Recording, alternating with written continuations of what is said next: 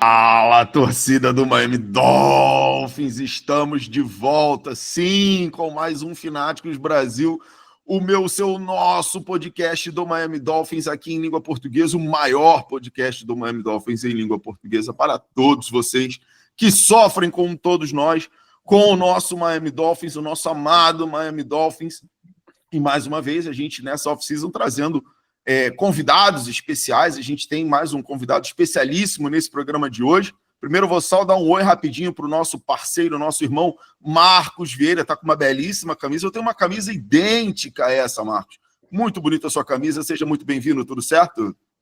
Fala, Rafa. Fala, torcida do Miami Dolphins no Brasil. Começamos hoje mais um episódio de draft, então estou com a vestimenta do draft aqui, do Combine. E esse é o programa que a gente fala para vocês quem são os melhores jogadores do draft.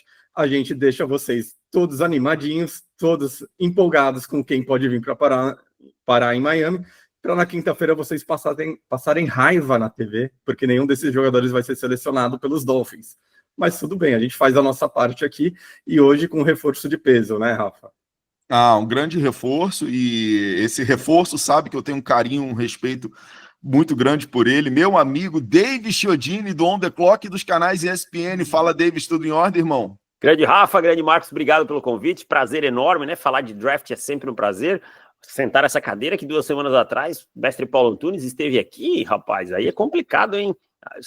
Depois do homem é complicado, mas eu vou até procurar esse episódio porque eu quero ouvir as barbaridades que o nosso grande Paulo falou. E aí não foram poucas. Ele fica aqui, né? Mas como diz ele, eu já não me incomodo mais com o Miami Dolphins. Mas é isso, olha, prazer enorme, assim, né? tá? Quem sabe não é a viradinha de chave do Miami Dolphins que se espera? Pode ser. Eu acho que o torcedor tem que, e eu entendo a frustração, mas o torcedor ele tem que acreditar. Tem que acreditar. O papel do torcedor é torcer. Mesmo contrariando a lógica, mesmo contrariando a razão, é torcer. Então o Miami Dolphins, nessa primeira rodada, tem a escolha número 13 no draft.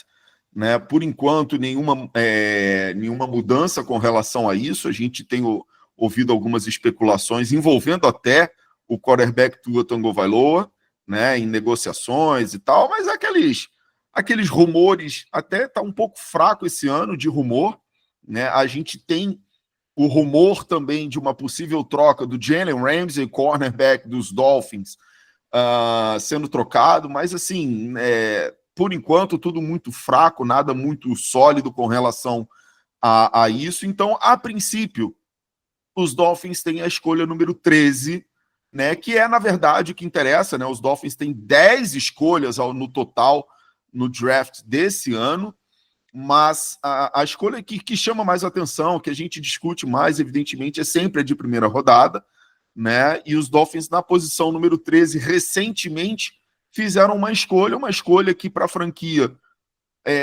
deu certo, mas não deu certo, vamos dizer assim. A última escolha, número 13 dos Dolphins, foi, todo mundo vai lembrar, do Christian Wilkins, o defensive tackle, vindo da Universidade Clemson, vindo como um dos capitães da equipe, de uma equipe campeã do college, né? Um jogador que chamava muita atenção pela sua liderança dentro de campo, e uma liderança que, de fato, foi exercida também em Miami, mas é um jogador que, por conta de aqueles erros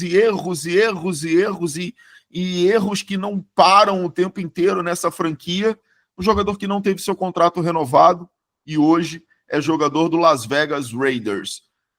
Davis, número 13, o Christian Wilkins, à época, foi uma escolha acertada, foi uma boa escolha, virou um bom jogador, talvez não tenha virado, né, aquele Ndamukong Kansu, mas acho que ninguém esperava isso também no draft, mas era um bom jogador naquela época. Aquela época foi uma boa decisão, né, dos Dolphins. Foi. Não, o Christian Wilkins é um bom jogador, ele não é um jogador da elite da posição, né, mas quando a gente fala de elite, a gente tem que sempre lembrar que é um grupo muito restrito. Eu acho um ótimo jogador, com uma boa capacidade de pass rush, uma boa capacidade de chegar no backfield. Acho uma boa escolha. Eu acho até que ele ganhou um pouquinho mais de dinheiro lá em Las Vegas do que eu esperava, tá? Eu acho que nesse ponto, assim, me surpreendeu o valor financeiro ali que ele ganhou, mas é um ótimo jogador, em detrimento a alguns que os Dolphins mantiveram no elenco, acho uma perda bem considerável, mas foi uma boa escolha na época, sim. O Marcos está sentindo saudade do Christian Wilkins, ainda mais no elenco que hoje só conta com apenas um jogador para a posição, e eu estou falando assim, estou falando sério, jogador sério para chegar e jogar, né? Os Dolphins têm alguns outros nomes na posição, mas assim, jogador de pegar, botar a camisa, entrar em campo e jogar, de falar, tipo, não, esse aqui é um defensive tackle de verdade, apenas o Zach Ziller, né? Atualmente no elenco só, né? O Christian Wilkins já saiu na temporada passada, a gente não pode lastimar esse ano. Mas é aquilo que vocês estavam falando, né? Na introdução do programa, deixou de pagar um Christian Wilkins antes, acho que foi um erro do Chris Grier não ter oferecido uma renovação de contrato no final do terceiro ano, no final do quarto ano, ter deixado para o final do quinto, acabou perdendo, né? E o Christian Wilkins sabia do valor dele, ele desde sempre indicou que ia apostar nele mesmo. Mas ali também, na época, o Robert Hunt também era outro jogador que todo mundo do Miami Dolphins falava que seria um futuro Pro Bowl, e ele foi, né? Acho que chegou a ser eleito, e Miami não pagou também, né? Então, eu não sei porque dessa recusa de pagar quando você tem um talento em mãos que você pode oferecer uma extensão antes do final do contrato. Miami não quis fazer, optou por pagar aí Tyreek Hill, Jalen Ramsey, Bradley Chubb, o Armstead, e as pratas da casa foram saindo.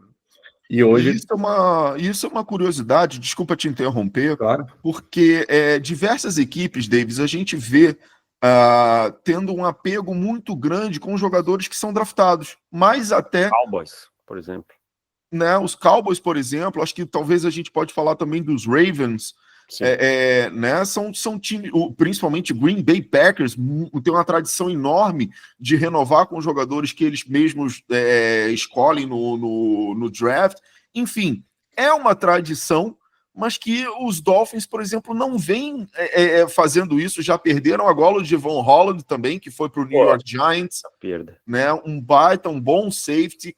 Ele já estava jogando assim, a gente já sentia ele jogando meia bomba, né? Porque também já sabia da bagunça que estava em Miami, estava se preservando, estava jogando, entregando 70%, 80%, porque ele já sabia que ia embora e queria ir embora também. Enfim, os Dolphins não vêm mostrando, Davis, uma continuidade, não vem mostrando um apego aos jogadores que draftam. Isso é muito ruim, né? Que é apego, Rafa, acho que é falta de convicção no que faz, é falta de plano, sabe?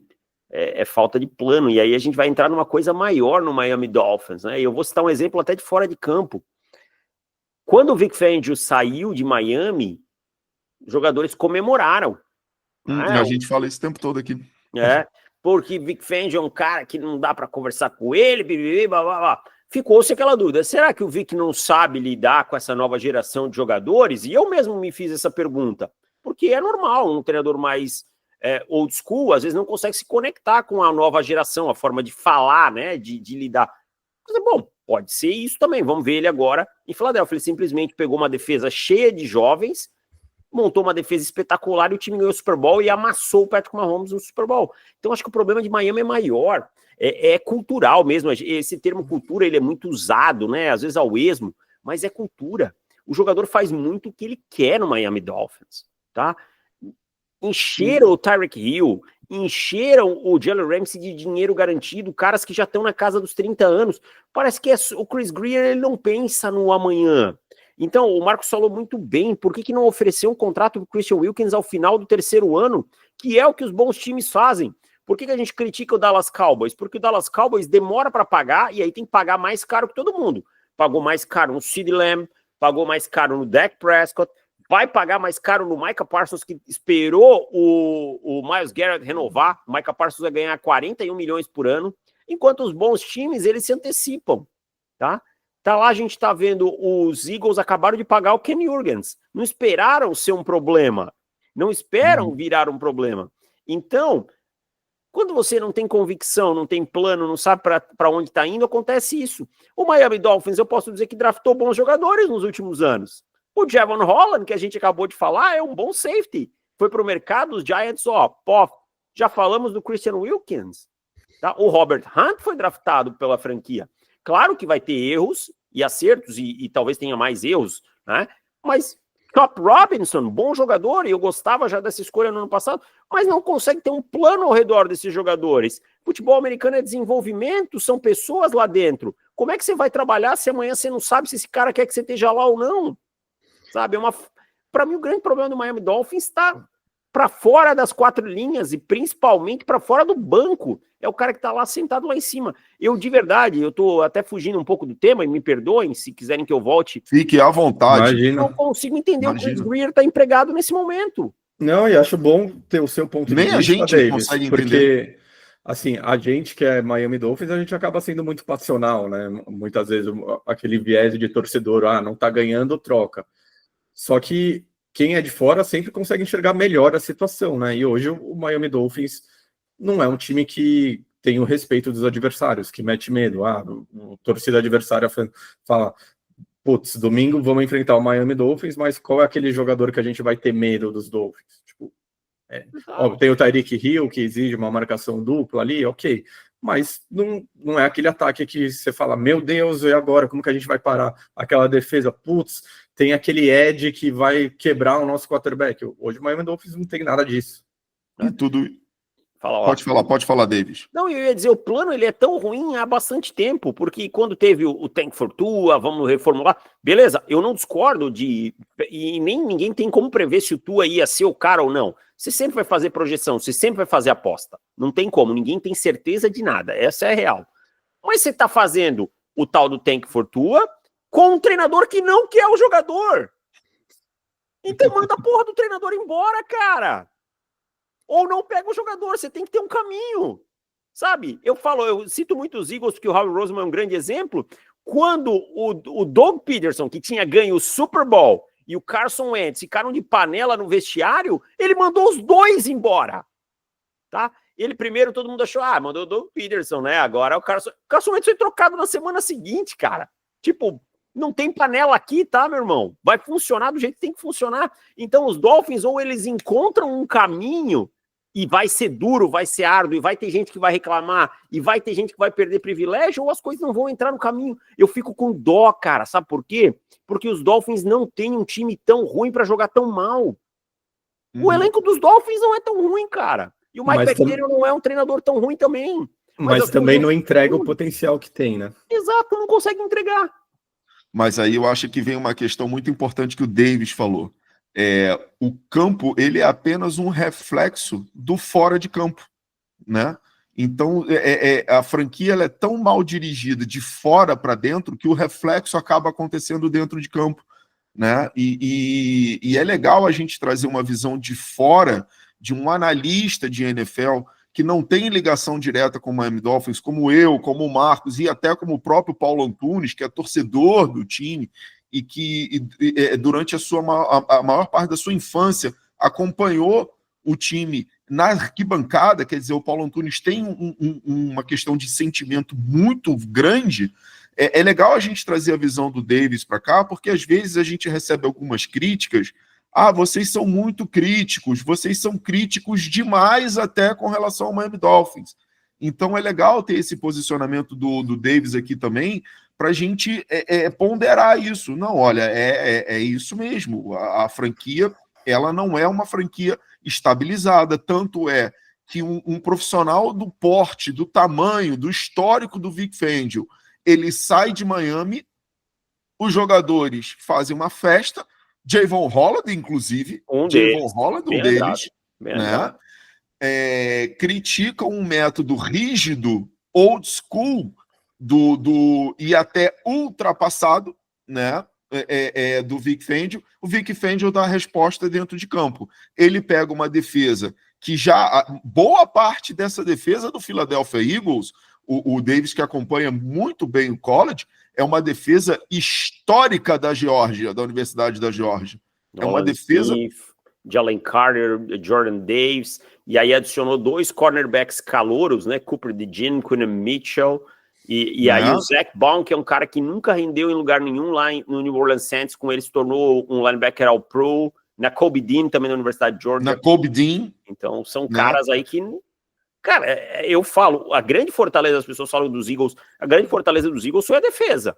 Teve momentos que o ataque rateou, tá? Quando precisou do jogo aéreo durante a temporada regular, principalmente, e a defesa sustentou. Então, é isso. O Vic Fangio saiu de Miami pela porta dos fundos e gerou a dúvida. E eu confesso aqui, tá? Olha, será que o Vic realmente foi-se o tempo dele? Mas não, a prova tá aí. A prova tá aí.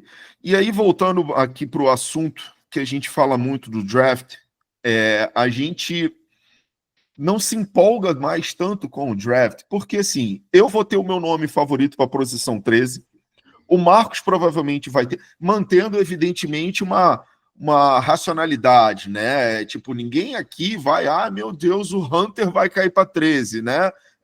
A gente mantém aqui um certo critério, né?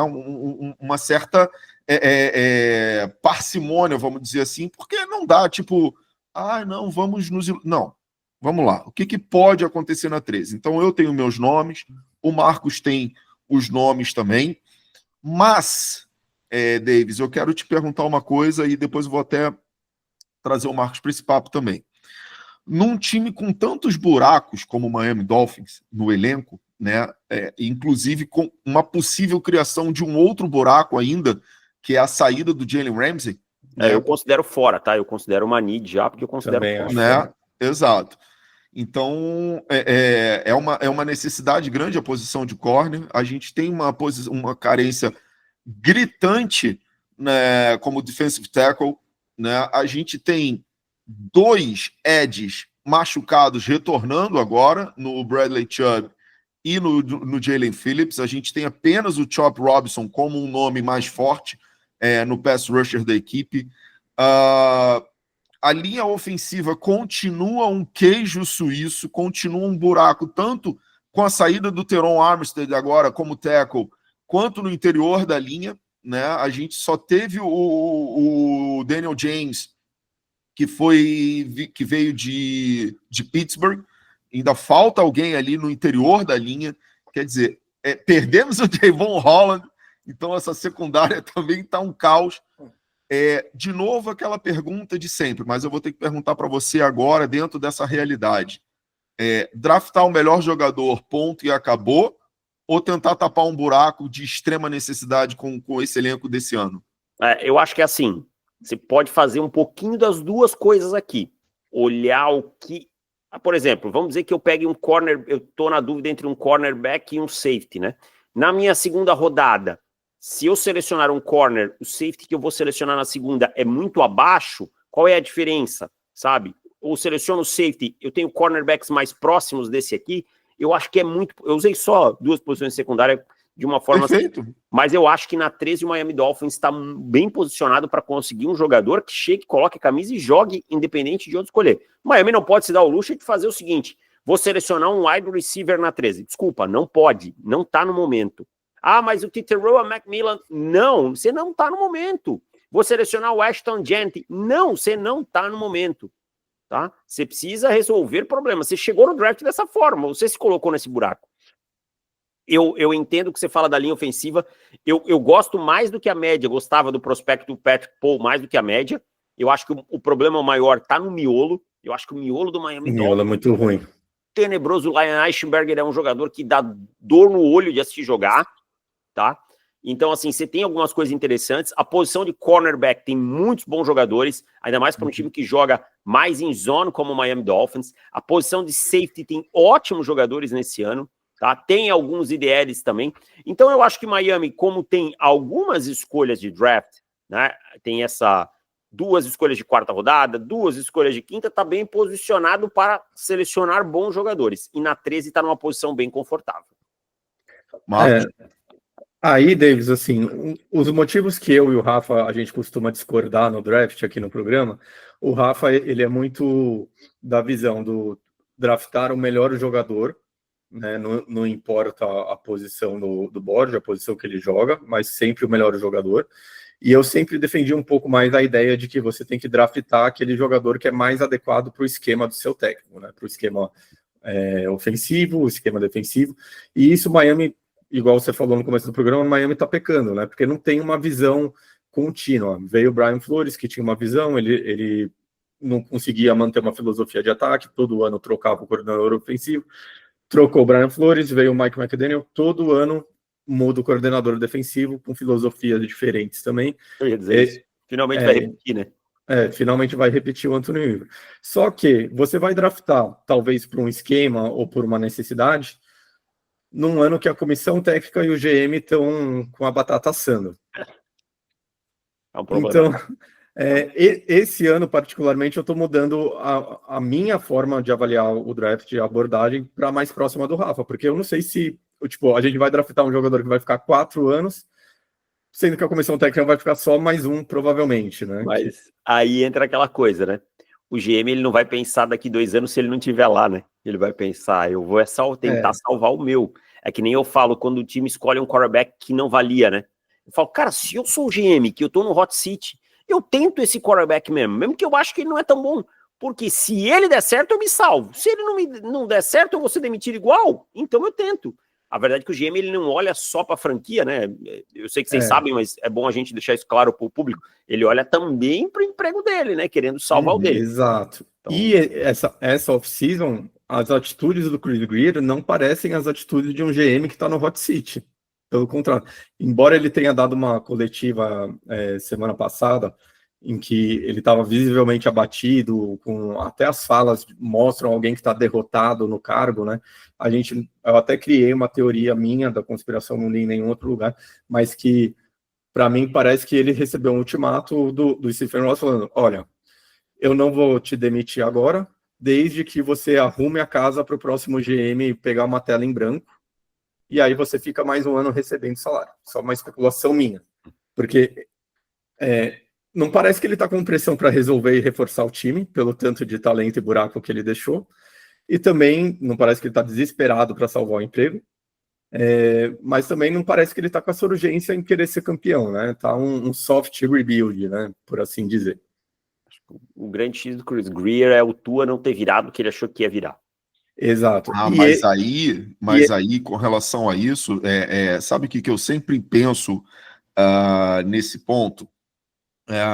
O Tua não virou o que todo mundo esperava que fosse virar, mas tinha ali um Teron Armstead que quando está em campo é muito bom, mas quando está em campo, e ele nem sempre está em campo. Bradley Chubb foi uma troca que, quando o Denver trocou Bradley Chubb para Miami, eu sou torcedor dos Broncos, falei, eu acho que Miami pegou um pepino enorme, porque o Bradley Chubb não consegue picar no campo. E assim, como você falou, Liam Eichenberg era titular da maior parte do tempo enquanto o Tua estava em campo, né? O Tua não, até o ano passado, o ano retrasado, o Tua não tinha um center. Agora que o Aaron Brewer mais ou menos estabilizou a posição, e eu não estou falando de um center excepcional, estou falando de um center ok, né? Um center que faz ali o feijão com arroz, o básico, né? Ele não tinha um center. Então, assim, o Tua não tem um jogo corrido pesado, ele tem um jogo corrido de velocidade, um jogo corrido... Outside tackle. Totalmente, né? Aquela jardinha, aquela 3ª para 1, aquela virada de down mais difícil, ele não consegue. E aí você tira o play action dele, aonde ele é muito forte, você tira o RPO dele, aonde ele é muito forte. Então, assim, eu não estou criando desculpas para o Tua, até porque eu já passei dessa fase, mas eu acho que isso tudo ajuda. Atrapalha o desenvolvimento. Atrapalha o desenvolvimento do jogador. O Tua teve todo o embrólio dele, Brian Flores, Ryan Fitzpatrick, isso tudo atrapalhou, tá? Atrapalha a confiança do jogador. O Tua não é o mesmo Tua pré-lesão no quadril e pós-lesão no quadril, tá? Infelizmente não se recuperou do jeito que se esperava, e eu acho que passa muito até pela parte psicológica, tá? Acho que o Tua, em grandes momentos, não tem conseguido entregar. Eu acho que ele é um quarterback titular na NFL, isso é uma opinião que muitas vezes eu sou até criticado. Eu falo, tecnicamente, o Tua é bom jogador, o Tua tem braço, o Tua consegue jogar, tem falhado nos momentos cruciais. Isso é fato, né? Tem falhado nesses momentos cruciais. E talvez isso tenha abatido muito o plano do Chris Grier. Mas todo ao redor do que o Chris Grier fez e como ele deixou esse plano ser conduzido é muito ruim, né? Eu acho que ele é um derrotado, como o Marcos falou. Eu tenho um receio muito grande, só para a gente não se estender muito com o Tua, mas eu tenho um receio muito, muito grande de acontecer com o Tua o que aconteceu com o Drew Brees nos Chargers. Né? O Drew Brees, ele era um quarterback, assim, aquela coisa e tal, e aí, de repente, ele vai para o Saints, respira um ar novo e ele vira o grande Drew Brees. Né? Então eu tenho esse receio com o Tua. É uma decisão que o Miami vai ter que tomar. Vai esperar ele virar o Drew Brees por quanto tempo? 7 anos, 8 anos, igual foi com o Ryan exato, Tannehill? A gente não pode mais viver a mesma experiência do Ryan Tannehill que a gente já viveu, né? Tipo, será que vai desabrochar? Será que não vai? E aí foram 7 anos e a gente ficou esperando. E o ponto é esse também, né? Falando do Tua e do Chris Greer, que chamou a atenção, né? Na coletiva de final de temporada, o Chris Greer culpou o Tua claramente, né? Atribuindo a desclassificação dos Dolphins ao fato de que o Tua não fica saudável. Jogou o Tua na frente do ônibus. E semana passada, de novo, quando o Chris Greer foi perguntado sobre os líderes do elenco, ele não citou o Tua. Falar que seu quarterback não é um líder do elenco, você tem um problema muito grande. Você tem um problema muito grande. E assim, ele teve que fazer força, porque ele só conseguiu citar de primeira o Zach Sealer, aí ele teve que fazer uma força tremenda para ir citando outros jogadores. Não conseguiu. E dentre esses 5 jogadores que ele falou, ele não falou do Tua. Então, e na hora, a reação dos repórteres na hora foi assustadora. Ficou todo mundo se olhando, tipo, ele não vai falar do Tua? Né? Foi constrangedor. Foi constrangedor e em seguida perguntaram, então Miami vai draftar um quarterback nesse draft? Aí o Chris Greer percebeu que transpareceu demais, ele falou, não, a gente tem um quarterback no Tua, né, mas vamos estar atentos às oportunidades. Então isso que também gerou muita especulação dos setoristas, da torcida de Miami, de que Miami possa draftar um quarterback, não sei se na primeira rodada, mas... E aí vem essa pergunta, tem quarterback para draftar na primeira rodada para essa primeira... Eu não faria isso, cara. Eu não faria. De verdade, assim. Não acho que Shedeur Sanders, por exemplo, que é um cara que eu até fiz um vídeo semana passada falando, olha, uma queda do Shedeur Sanders poderia colocar uma pimenta no Tua Tagovailoa ali, né, na 13 e tal, porque o contrato do Tua é bom para a troca no ano que vem, é plausível de troca, né? E o Shedeur Sanders passar um ano no banco, mas eu olhando, fazendo a minha projeção, a minha perspectiva, o Shedeur Sanders não vai ser um quarterback melhor que o Tua Tagovailoa. Tá? Eu acho que ele é um quarterback que o teto dele é ser um quarterback médio na liga. Então, se você não vai trocar o Tua por um quarterback médio, cara, você tem que pensar num cara que seja um cara que vai te levar mais longe. Tá? Eu não faria isso nesse momento. Para quem está assistindo o programa, está ouvindo, de quarterback de primeira rodada, a gente teria o Ken Ward, da Universidade de Miami, que provavelmente vai ser a primeira escolha geral, então a gente nem vai entrar no mérito dele aqui. E um nome que tem tido uma ascensão aí nos mock drafts na última semana, que é o Jackson Dart, de Ole Miss. Mas também não é um jogador que... Inclusive tem o seu coração, né? Eu gosto dele, mas na 13 não faz sentido para substituir o Tua. Na 13 não. Penso como um jogador que, se o Miami tivesse a oportunidade na segunda rodada, faria total sentido. E eu acho que ele não chega na segunda, porque algum time desesperado por quarterback vai ter que apostar nele. Acho que o Jackson Dart E tirando esses 3 nomes que a gente já falou, né? O Ken Ward, o Sanders e o Dart. Você vê mais algum quarterback assim, a ponto de Miami poder fazer uma escolha num terceiro dia, por exemplo, e sair alguma coisa para se desenvolver? Ou esse ano tá bem fraco de quarterback? Bem fraco, Rafa. Porque assim, normalmente o Ken Ward seria aquele quarterback com nota de final de primeira rodada, né? Caramba! O first, early second. Eu entendo o movimento aí de Tennessee, que tá desesperado. Talvez um top 15 ele fosse, algo nesse sentido. O Shedeur Sanders, para mim, é um cara de começo de segunda rodada, o Jackson Dart de meio de segunda rodada. Então você vai ter muitos projetos, né? Tyler Shug, por exemplo, que os caras falam, um quarterback de 26 anos, não me agrada em nada. Jalen Milroe é um baita atleta, mas não acho que fecha nada com o que o Miami Dolphins quer. Tem um braço forte, mas é muito impreciso, muito cru tecnicamente, não me agrada. Então, assim, tem Quinn Ewers que não me agrada, Will Howard, talvez. Mas Dylan Gabriel, que o nosso amigo Myron adora, mas ele é mais baixo que o Tua. Teto de backup para mim, sabe? Então, eu acho que assim, o Tua não é a minha projeção é que nenhum quarterback dessa classe vai ser um quarterback que seja um upgrade em relação ao Tua. Se fosse para ser, seria talvez talvez o Ken Ward, talvez, mas muito talvez, tá? Fazendo uma projeção.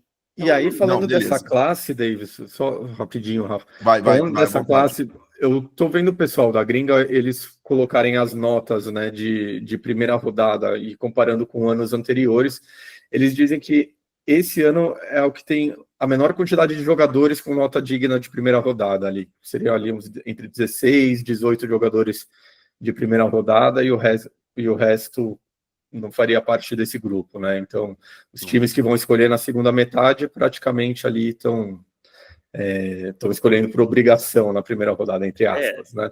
Eu acho que eu tenho 14 jogadores com nota de primeira rodada, 5 a menos que no ano passado, né? Então, eu acho assim, não é uma classe fraca, eu acho que as pessoas se enganam um pouquinho nesse ponto, é uma classe que você vai ter muitos, os famosos operários da bola, aqueles caras que você vai dar o segundo contrato para eles, mas que eles não vão recetar mercado. O que é bom, porque você tem que fazer uma base de pirâmide boa, né? Mas é uma classe que, se você pensar em potenciais estrelas, você não tem tantas. Tá? Você tem um Travis Hunter, você tem aí um Abdul Carter, né? O Weston Genty, que deve ser uma estrela. E é isso, cara. Talvez um Mason Graham, pode ser, mas não tem muitas estrelas assim. Claro, alguém vai virar que a gente não imagina, isso é normal. Mas projetando, não é uma classe tão profunda assim, talento de topo. Aí você disse 14 nomes. Miami seleciona, se não fizer trade, terá a 13ª escolha, né? É muito difícil Miami, independentemente de quem seja, errar essa escolha, né, Davis? Pela posição. Mas se você olha para Miami assim, e com o teu boro de primeira rodada e tal, se você pudesse falar, se Miami escolher tal jogador, vai ser um baita erro, quem que seria na sua avaliação? Pô, eu vou te falar, o Kelvin Banks, eu não gosto desse jogador. E eu coloquei ele no mock hoje para Miami porque eu tô fazendo mock imaginando o que o time pode fazer. O Kelvin Banks de Texas é um jogador que ele jogou como offensive tackle, ele é muito projetado como guard. Eu não gosto de você escolher guard logo no começo do draft, que eu acho que você consegue bastante valor para trás. É uma coisa que sempre você consegue, tá? E eu não gosto tanto do Kelvin Banks quanto a maior parte das pessoas. Ah, então eu acho que Miami erraria aqui escolhendo o Kelvin Banks. Eu sei que ele pode jogar por fora, projetado por dentro e tudo mais, mas eu não gosto do Kelvin Banks. Eu acho que se fosse numa segunda rodada eu vejo mais valor e tudo mais, mas não é o jogador que me agrada. Boa, tava impedido. Me emocionei aqui. Tô vendo um joguinho de futebol aqui também, tá, galera? Então, passei uma emoção aqui, mas estava impedido, segue o barco. O Davis falou um pouco antes no programa que há certas coisas que ele não faria em termos de seleção para o Miami Dolphins na 13, e ele citou um jogador que, por exemplo, eu gosto muito, eu faria, e eu vou justificar o porquê. O Tetairoa McMillan, wide receiver, é um cara que eu gosto muito. É um wide receiver daquele protótipo que eu gosto, né? É o cara 6'2", é o cara com 200 libras, é o cara... É esse tipo de wide receiver que eu gosto. E aí, o que eu já estou pensando? O futuro de Tyreek Hill em Miami, ele está mais do que definido. O Tyreek Hill não fica muito tempo mais em Miami.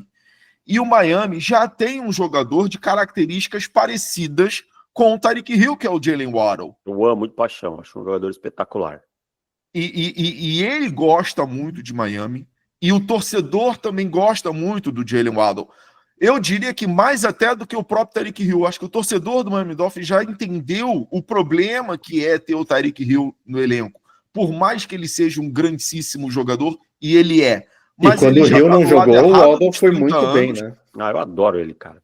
Playmaker. Ele já tá no lado errado dos 30 anos, né? É um cara que chama atenção demais fora de campo.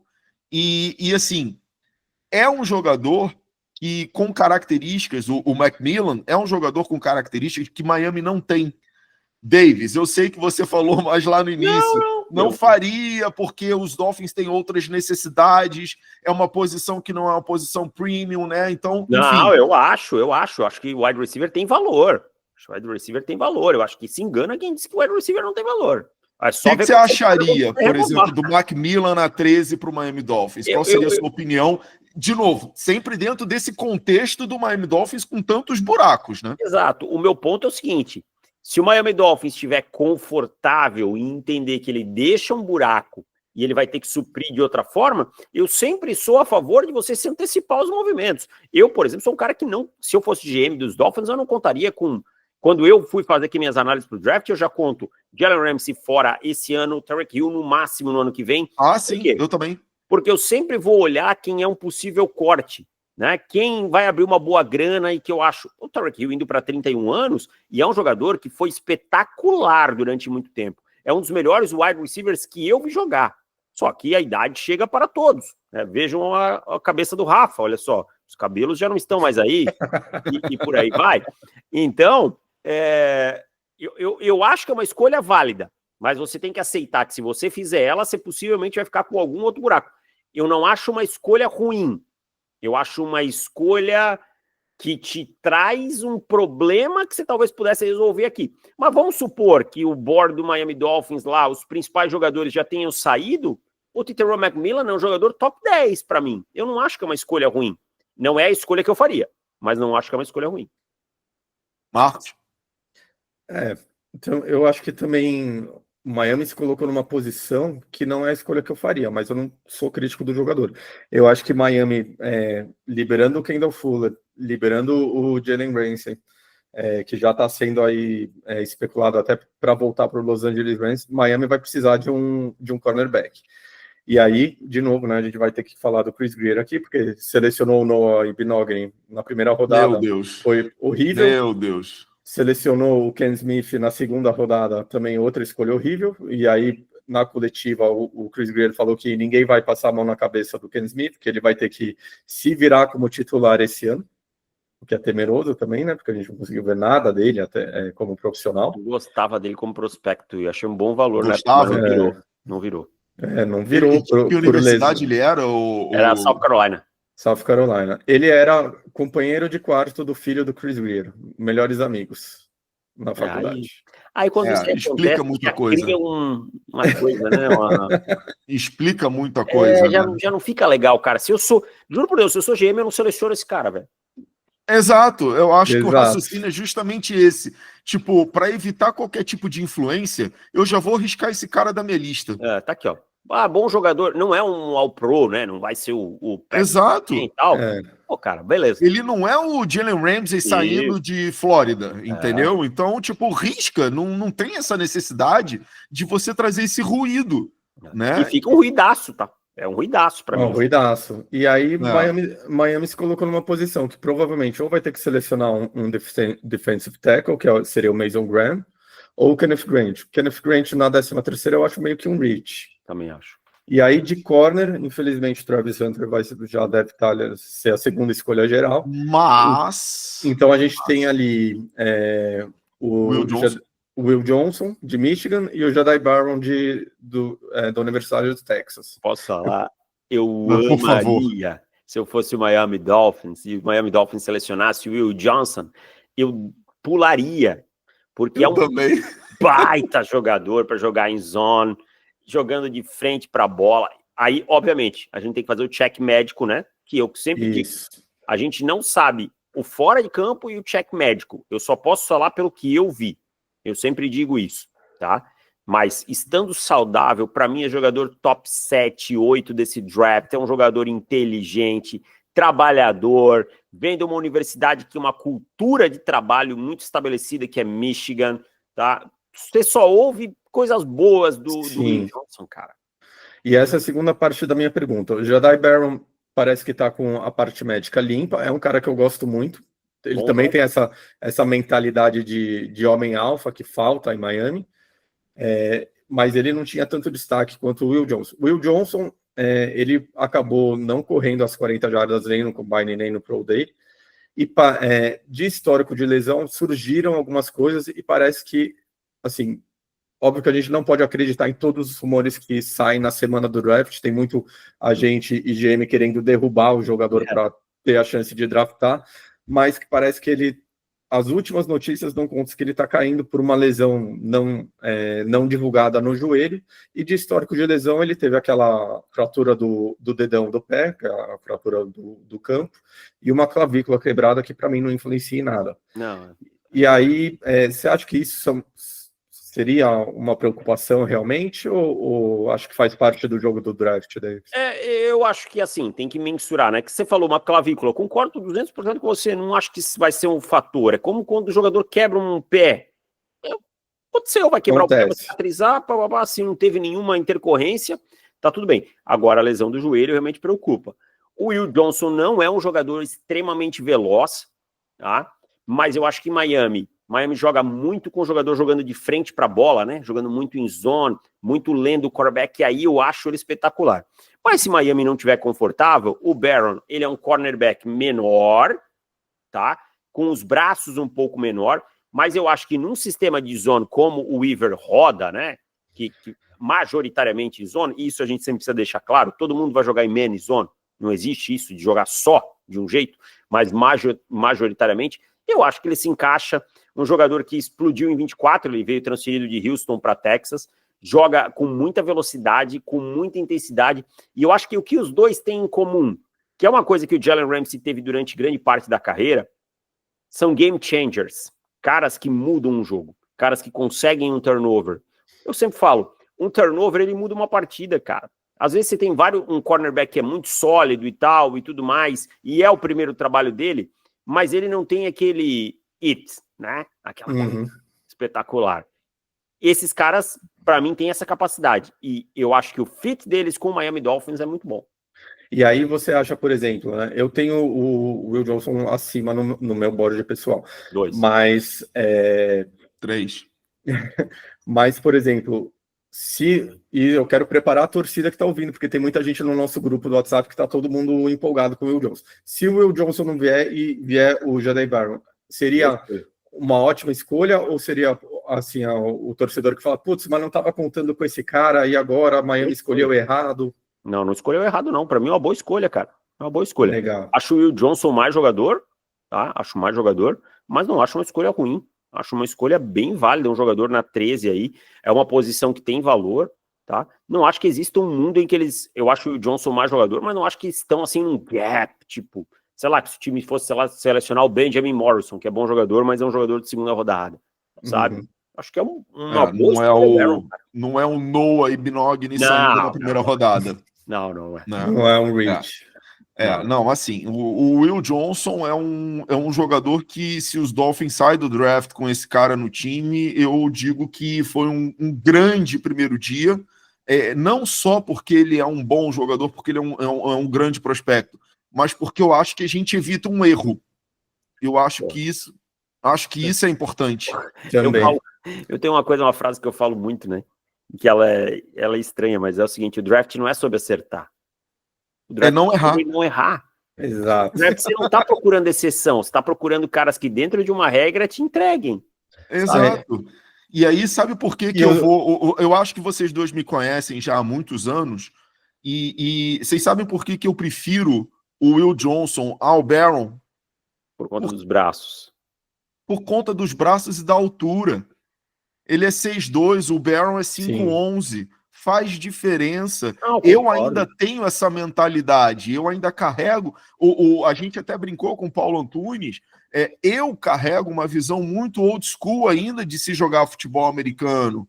Eu sou um apaixonado pelo Derrick Henry, com quase 2 metros de altura, arrastando todo mundo no meio de uma linha ofensiva. Mas eu acho o seguinte, eu acho que tem momentos que você pode usar num cornerback mais baixo. Não tem tantos problemas assim. Acho que existem caras que você consegue lidar.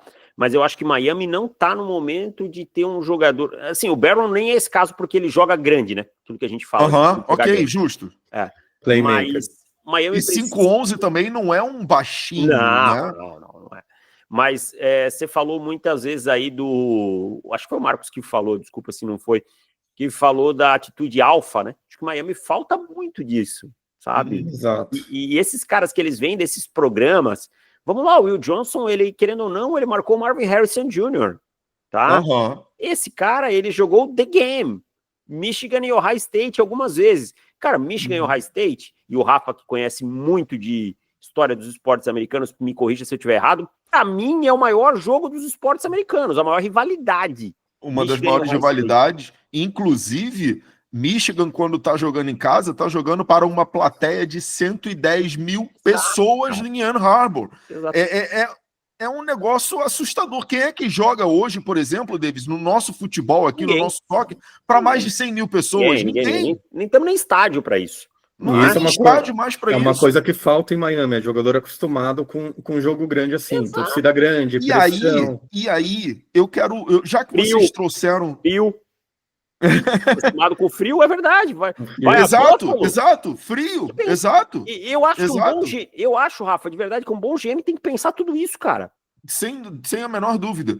E aí, aproveitando que vocês falaram algumas chaves, né? Jogador que pega jogo grande, jogador alfa, jogador que joga grande e um possível nome na 13, também de uma outra necessidade do Miami Dolphins. O que você acha do Malak Starks, safety da Geórgia? Eu amo esse cara. Esse cara e o Will Johnson, para mim, eles estão numa prateleira muito próximos. O Malak Starks, ele vai cair. Pela posição, né? Pela posição dele, né? Pela posição, e ele não teve um super combine, né? Ele não foi super atlético. Mas eu tenho para mim que safeties, o atleticismo às vezes é um pouco excessivo a valorização. Quando safeties eu valorizo muito a produção deles no college football. Por quê? Safeties são caras que naturalmente jogam de frente para a bola, tá? Se são caras que jogam de frente para a bola, eles precisam processar o jogo. Se eles processam o jogo bem, eles conseguem ter produção. A produção que eu falo, passes desviados, tackles com depth bom, né? Ou seja, que o cara não avançou muito, interceptações, jogadas na bola, que é o que a gente fala. Cara, o Malak Starks é espetacular. Ele tem range, ele pode jogar como níquel, e hoje é muito importante isso nesses balanços da NFL, né? Que você enfrenta tantos motions, é muito importante. Tem uma interceptação dele, acho que contra Texas, contra Clemson, que ele vai lá em cima, pega a bola com uma mão, sabe? Num range absurdo. Esse cara é um jogador muito inteligente. O Kyle Hamilton, queriam derrubar o Kyle Hamilton porque ele correu 4,59. Tá aí, o Kyle Hamilton é o melhor safety da liga. O Antoine Winfield não era um super atleta, tá lá no Tampa Bay Buccaneers, é um dos melhores safeties da liga. Tá? Então, acho que paixão de anos do Marcos. Essa daí é uma paixão antiga do Marcos. No processo de draft, falei, Miami não me ouve. Não adianta. Vou dar um exemplo de um cara mais recente, Tyler Nubbin, né, que foi pro New York Giants. Baita jogador, cara, não era um super atleta. Então, Malak Starks, para mim, cara, seria uma escolha. Eu sei que o valor posicional impacta um pouco, mas é o tipo de jogador que na 13 você supra uma necessidade que talvez ele seja o seu safety por 10, 12 anos. Exatamente. Eu recentemente...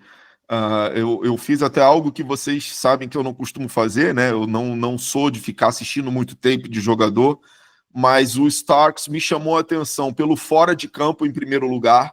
Todo mundo fala que é uma liderança que grita nos olhos assim de todo mundo. Ele não precisa nem abrir a boca para todo mundo já ver que ele é um líder nato dentro de campo. Né? E esse tipo de coisa me levou até a assistir algumas coisas dele dentro de campo. Eu comecei a assistir alguns reviews dele de campo e realmente chama muita atenção, né? Eu acho que o reflexo do Combine não diz o que ele é dentro de campo. As pessoas têm que entender que o Combine ele é uma pecinha do quebra-cabeça, sabe? E ele é importante, sim, mas ele é uma peça do quebra-cabeça. Não dá para tomar essas coisas como absoluto, cara.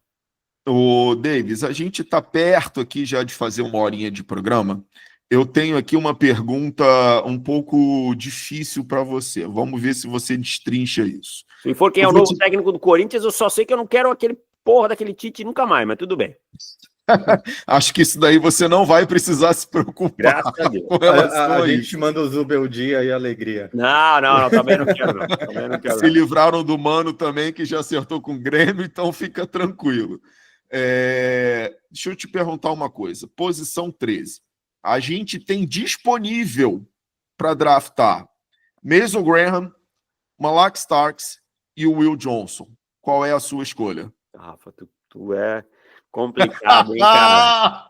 Porra, tu quer machucar meu coração. Mas assim, ó, se eu sou o Chris Greer, eu ganho bem o suficiente para tomar essa decisão, então eu ia tomar feliz.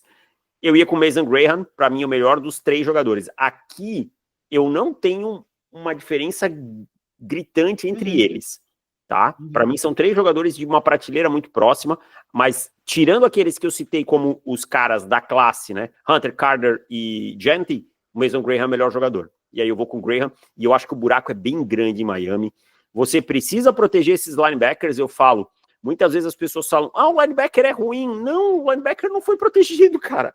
O que você quer que ele faça se tem um cara de 100, 120 quilos que o jogador de DL não obrigou ele a ficar um segundinho ali? Ele vai sair limpo, ele vai bloquear, sabe? Eu acho que o Miami, por exemplo, pegou esse ano, o Willie Gay foi contratado, não foi? Foi. Eu gosto do Willie Gay, acho ele um bom jogador, tá? Eu gosto do Jordan Brooks, tá? O Terrell Dodson jogou bem ano também. passado. Terrell Dodson também é um jogador que, ok, não é uma estrela, mas você consegue contribuir, mas você precisa proteger esses caras. O carregador de piano que você fala. Isso. Você precisa proteger esses caras. O Sealer é muito bom jogador. Gosto muito dele. Mas você precisa de mais gente, você precisa de profundidade, né? Você precisa trazer. E o Mason Graham, ele te traz pressão, ele te traz o que o Christian Wilkins trazia, tá? E eu acho que o Miami precisa de um Christian Wilkins no meio da defesa. E também é outro jogador de um bom programa universitário, né? Michigan também, né? O cara também super bem falado e tudo mais. Acho improvável que esteja disponível na 13. Concordo. Mas ainda assim seria um nome espetacular. E se Miami fizer um trade down? Se Miami cair lá para a casa dos 20, além do Malak Starks, do Kenneth Grant, que a gente já falou, não sei se na sua avaliação o drop é muito grande para ele. E tem mais um jogador que me chama a atenção também, que é uma posição que Miami é carente há muito tempo, mas que eu gosto nesse processo do draft, que é o Jihad Campbell. Puta, amo esse cara, velho. Faz tempo que Miami não tem um linebacker assim, né, Davis? Para mim é um linebacker para você plugar e ser o seu titular por longo tempo, assim, se a projeção der certo. Tem uma lesão no ombro, ao que tudo indica, pelo que foi falado hoje, vai estar pronto para o training camp, né? Teve uma cirurgia de labrum. Puta, cara. Eu acabei de elogiar... Foi labrum? A cirurgia dele é labrum? É, torn labrum. A minha cirurgia de ombro também. Também tem uma. E, cara, eu acabei de elogiar os linebackers de Miami, tá? Mas, assim, novamente, sempre projetando, nenhum deles vai entregar o que eu acho que o Jihad Campbell vai entregar. São todos contratos que não são nada absurdo, não são jogadores que você espera contar daqui 3, 4 temporadas. Eu escolheria, muito dentro daquela lógica do que o Rafa falou do Titerua, né? Um baita jogador, sabendo que você pode, talvez, ainda precisar resolver alguma outra coisa. Mas, às vezes, esse cara vai maximizar as coisas a tal ponto que você vai resolver outros problemas, sabe? Então, seria... eu adoro o Jihad Campbell, cara. Quando eu vi o tape dele a primeira vez... bom demais, né? Bom demais. Deixa eu te perguntar uma coisa com relação ao Campbell. Se você puxar alguns drafts atrás, aí, alguns anos para trás, quem que esse jogador te lembra um pouquinho? Tremaine Edmonds. Mas tecnicamente melhorado. Eu acho que ele é ele não é mais jogador que o Roquan Smith é como prospecto, tá? Mas ele tem... Porque esse era o nome que eu estava tentando buscar. O Roquan Smith não tinha o atleticismo dele, mas ele tem um pouquinho da cabeça do Roquan Smith com o atleticismo do Tremaine Edmonds, que são 2 caras da mesma classe, de 2018, tá? Fred Warner eu não cito, que aí eu acho sacanagem. O prospecto não era super prospecto, né? Mas... E como prospecto, ainda vou voltar um pouquinho. É claro que as características podem ser diferentes, mas eu digo como prospecto, aquela hype de prospecto de linebacker old school. Lembra do Ruben Foster saindo do draft? Ruben Foster de Alabama, né? De Alabama também. Alabama. 49ers. Né? Eu acho ele melhor que o Ruben Foster. Acho ele um prospecto melhor. Ele é muito bom, Rafa. Ele é muito bom. É porque eu lembro que a hype... Ele tem um quê de linebacker moderno, assim, porque a gente passa uma transição, o linebacker é uma posição que a gente tem uma escassez, né? E eu falo, se você tem escassez, aumenta o valor, vira premium. A galera fala, linebacker nunca vai ser premium. Quando faltar, vai ser premium. Entendeu? Eu acho que, assim, running back como o Derrick Henry é premium, porque não tem em todo lugar. Não vai encontrar. Você não encontra. E quem tem, tem uma vantagem que os outros não têm. É absurda a diferença que um jogador como esse faz em campo. Exato. Mas quando a gente fala de linebacker, a gente não vê a NFL acertando muito em linebacker nos últimos anos, né? Você falou alguns anos do Devin White, saiu do lado do Lavonte David, ninguém nem sabe onde é que tá, sabe? Exato. Então, assim, um cara como o Jihad Campbell pode resolver um problema muito grande, sabe? Eu acho que ele traz um quê desse linebacker moderno, como o Micah Parsons era chegando na NFL, com essa capacidade também de ser um blitzer em alguns momentos, mas também traz essa mentalidade um pouquinho aí do Tremaine, do Roquan Smith, que são caras que eu gostava como prospecto. Acho um jogadorzaço. Davis, só para a gente finalizar, a gente já falou basicamente de todas as posições de necessidade dos Dolphins, menos uma, que foi uma curiosidade agora que eu percebi. Como é que você conserta, nesse draft, a linha ofensiva do Miami Dolphins? Problemão, hein? Olha, as perguntas você tem 11 escolhas para gastar. Bom, vamos lá. 10 escolhas. Eu acho que Miami tem que confiar no plano na posição de offensive tackle, e eu acho que o Pat Paul tem condição de ser pelo menos um sólido offensive tackle, tá? E o Austin Jackson é um sólido right tackle, não é um right tackle de elite, mas é um jogador. E aí eu acho que eu focaria os meus problemas no miolo, tá? Miami, como o Marcos falou, tem 11, tem 10, quantas 10, escolhas? 10 escolhas. Cara, segunda rodada, terceira rodada, quarta rodada, você tem Tate Ratledge, você tem Jared Wilson, você tem Grace Able, já vai ter saído, mas você tem bons jogadores, Wyatt Millen. Vai ter que gastar pelo menos 2 escolhas. Pelo menos 2 escolhas o Miami Dolphins precisa gastar de miolo, tá? Não pode chegar para mim, na minha concepção, na temporada, com o Lion Ashberg sendo um titular.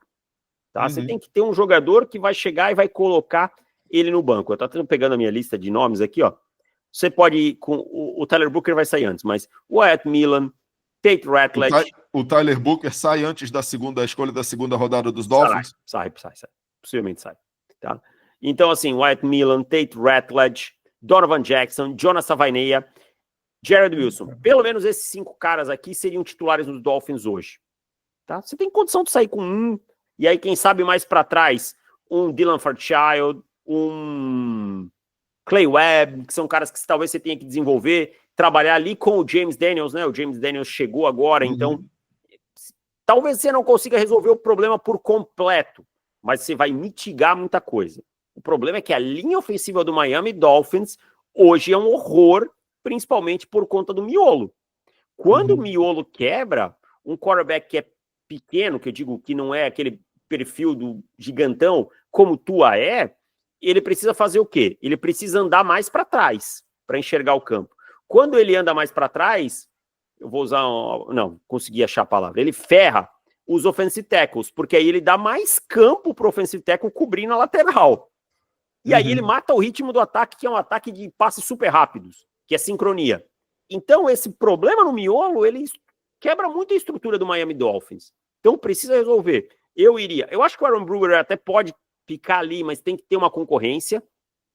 Mas você precisa trazer pelo menos um guard para ser titular e um guard de profundidade que vai incomodar. Ou um center que vai incomodar, sabe? Eu acho que é fundamental. E Miami precisa correr pelo meio também. Não dá para manter um ataque só com outside tackle, não dá para só correr por fora, porque senão fica muito previsível. Tirando o Gentry, tem alguém para fazer isso? Tirando quem, desculpa? O Ashton Gentry. Ah, não, o running back tem uma classe muito bastante. Profunda, tá? Muito profunda, muito profunda. Você pode conseguir jogadores no dia 3 que vão te entregar. Você pode conseguir um Dylan Sampson, por exemplo, tá? Um Kenneth Caribou, que é um cara com esse perfil mais de jardas pós-contato ali, né? Mais físico. Acho que Kenneth Caribou talvez em zone teria que dar uma pensadinha melhor. Ou, sei lá, eu queria um power runner.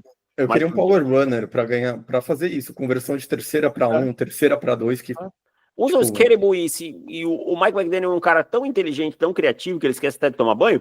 Usa o Kenneth Caribou em alguns pacotes como fullback, tá? Usa como fullback, né? E aí ele pode sair para receber um passe, que ele tem boas mãos, ele pode ser o cara que vai correr com a bola. Usa esses pacotes splitbacks, alguma coisa nesse sentido. Acho válido. Acho que o Miami precisa tentar coisas novas. Marcos, eu tô satisfeito. Tem mais alguma coisa aí? Eu tenho. Todo ano eu tenho um crush no draft, né? Todo ano tem um jogador que é meu crush e o Chris Greer nunca me atende, né? Mas tem uma posição que é need do Miami, não é uma need tão gritante igual as outras, porque esse elenco está cheio de buraco, mas é uma posição que o Miami tem uma necessidade grande, e é um jogador que não é só clubismo nem nostalgia, porque o moleque é bom. Eu queria ouvir a sua avaliação e que rodada você está projetando. Muita gente está projetando ele no começo da segunda, mas eu queria ouvir a sua opinião do Mason Taylor, filho do Jason Taylor e sobrinho do Zach Thomas.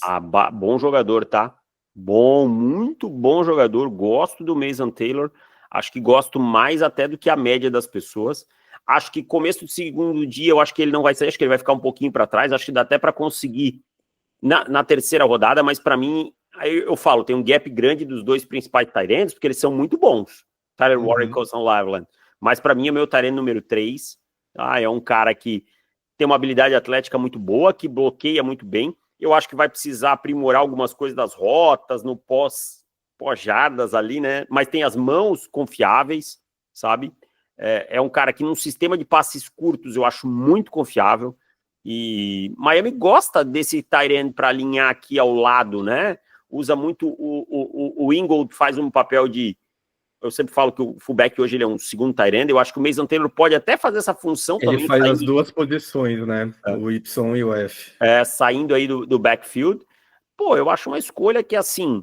Miami tem o quê? A 48, né? A segunda, né? Isso. 48, eu acho que não seria uma escolha ruim, não, tá? Não seria uma escolha ruim, não. 98 eu já acho que também ele não vai estar lá. Exato. Até porque tem essa questão. Ele não vai estar na próxima escolha e tem o Taylor, ele tem a questão sentimental com o Miami. Né? Ele é filho de uma das maiores lendas da história do Miami Dolphins e afilhado de outro. Né? Então...